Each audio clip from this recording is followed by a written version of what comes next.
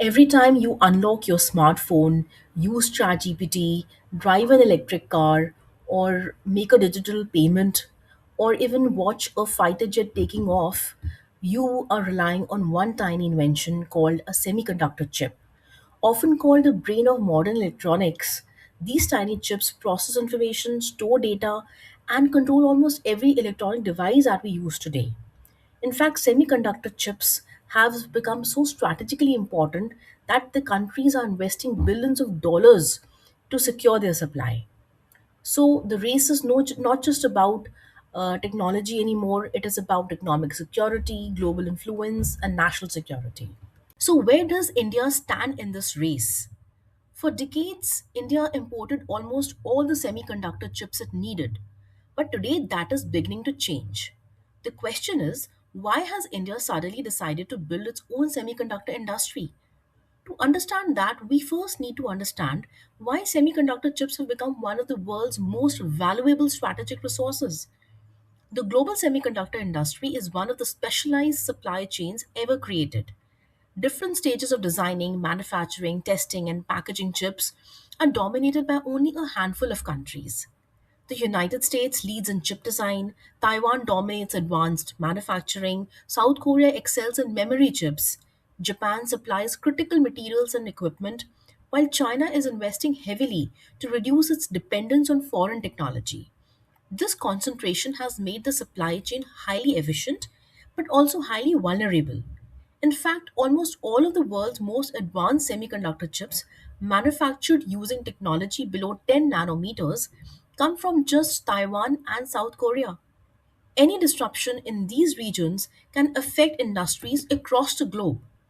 So, if semiconductor chips are this important, why wasn't India manufacturing them? The answer lies in the sheer complexity of the industry. Building a semiconductor fabrication plant or fab is among the most expensive industrial investments in the world. A single advanced facility can cost anywhere between 10 and 20 billion dollars before producing even a single chip. But money alone is not enough.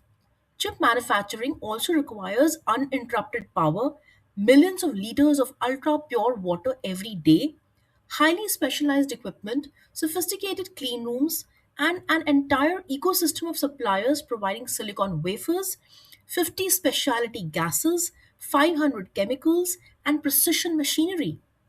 For many years, India simply did not have this ecosystem in place.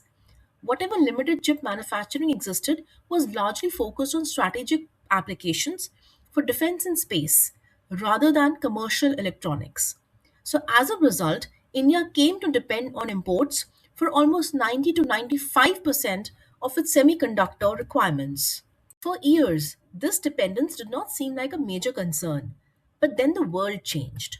The COVID 19 pandemic disrupted global supply chains, forcing automobile manufacturers to halt production because they could not source enough chips. Suddenly, the world realized that even a tiny semiconductor could bring billion-dollar industries to a standstill.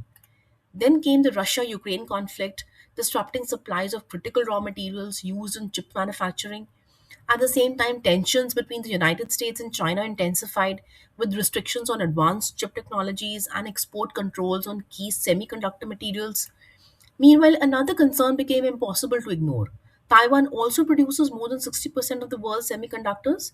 Any geopolitical conflict in the region could send shockwaves through the global economy. For India, the risks were even greater. As smartphones, electric vehicles, data centers, and artificial intelligence expanded rapidly, the country's demand for chips continued to rise. Policymakers even warned that if this trend continued unchecked, India's electronics and semiconductor import bill could eventually rival its oil imports.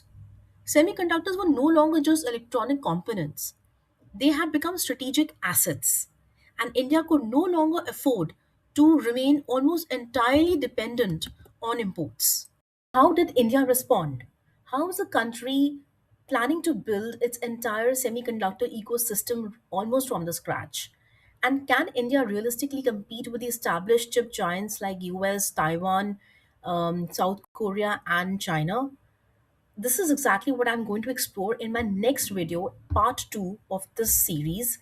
And So stay tuned and I'll see you in the next video. If you find this video informative, do like, share, and subscribe.